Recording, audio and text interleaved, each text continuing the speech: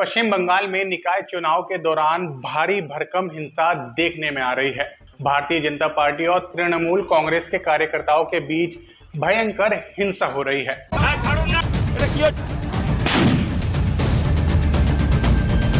पंचायत चुनाव में नामांकन फॉर्म लेने और भरने से रोकने के लिए आज भी बम चले। पंचायत चुनाव के दौरान की है और इसी हिंसा की वजह से आज फिर पश्चिम बंगाल में पंचायत चुनाव को लेकर दोबारा मतदान हो रहा है। सूत्रों के मुताबिक अब तक वहां 20 लोगों के मारे जाने और बड़ी संख्या में घायल होने की खबर है। पश्चिम बंगाल में चुनाव के दौरान हिंसा की खबरें नई नहीं हैं। पिछले निकाय चुनावों के दौरान भी वहां भारी हिंसा हुई थी और काफी जाने गई थी।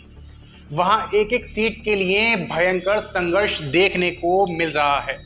एक तरफ 1977 से 2011 तक लगातार 34 सालों तक राज करने वाली कम्युनिस्ट पार्टी अपनी वापसी के लिए एड़ी से लेकर चोटी तक का जोर लगा रही है, तो दूसरी तरफ अकूत धन और केंद्र की शह पर भाजपाई कार्यकर्ता पश्चिम बंगाल को गेरुआ करने पे तुले हुए हैं।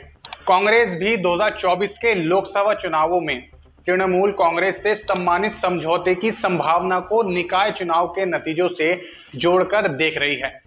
इन सबके बीच ममता दीदी अपना वर्चस्व बनाए रखने की जंग लड़ रही हैं।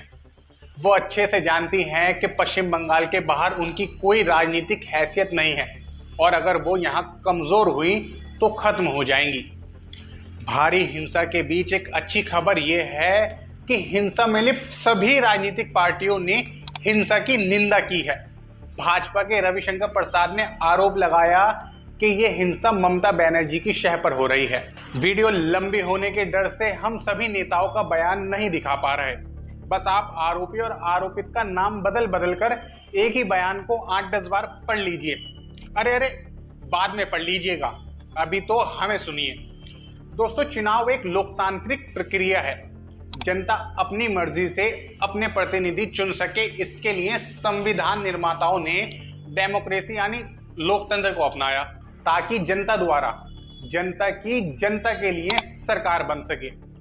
दुनिया के ज्यादातर देशों में सरकार बनाने के लिए इसी लोकतांत्रिक सिस्टम को अपनाया है और वहां बड़ी आसानी के साथ सरकारें बनाई और बदली जाती हैं। लेकिन हमारे देश में लंबे समय से सिर्फ कहने को लोकतंत्र है, लेकिन हकीकत में बल तंत्र चलता है, यानी जिसकी लाठी उसकी भैंस।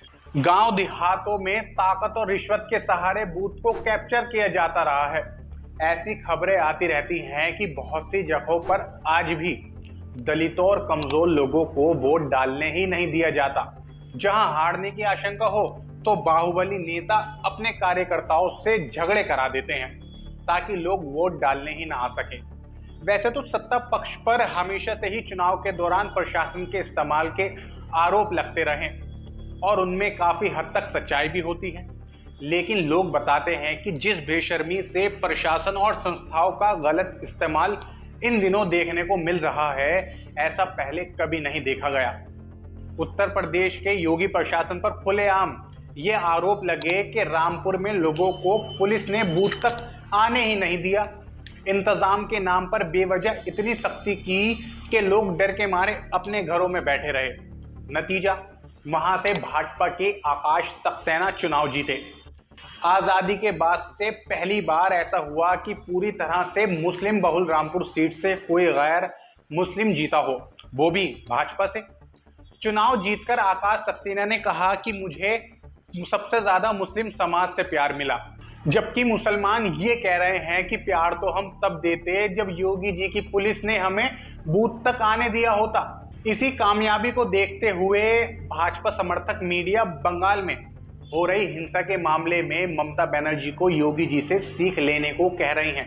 हिंदी अखबार लिखते हैं कि यूपी के मुकाबले लगभग आधा चुनाव फिर भी बेकाबू, जबकि यूपी चुनाव को केवल योगी जी की पुलिस ने मैनेज किया, जबकि बंगाल में अर्धसैनिक बलों की भी तैनाती है। आप समझ सकते हैं कि मीडिया, खास तौर पर हिंदी अखबार, खबरों के नाम पर किस तरह भाजपा के लिए प्रचार का काम करते हैं। हालांकि वो जानते हैं कि चुनाव के दौरान कानून व्यवस्था चुनाव आयोग के अधीन होती है और चुनाव आयोग पर केंद्र के मुताबिक काम करने के आरोप लगते रहते हैं। अगर इन आरोपों में जरा भी सच्चाई है तो आसानी से समझा जा सकता है कि जहां जहां डबल इंजन की सरकार है वहां हिंसा की गुंजाइश ही कहां बचती है। दोनों इंजन मिलकर अपनी पार्टी की गाड़ी को बड़ी आसानी से विजय जंक्शन तक पहुंचा देते हैं। दिक्कत तो वहीं होगी जहां केंद्र और राज्य सरकारों के इंजन अलग अलग हों, अलग अलग दिशाओं में ट्रेनों को खींच रहे हो। ऐसे में ट्रेन के डिब्बों और सवारियों की हालत को आसानी से समझा जा सकता है।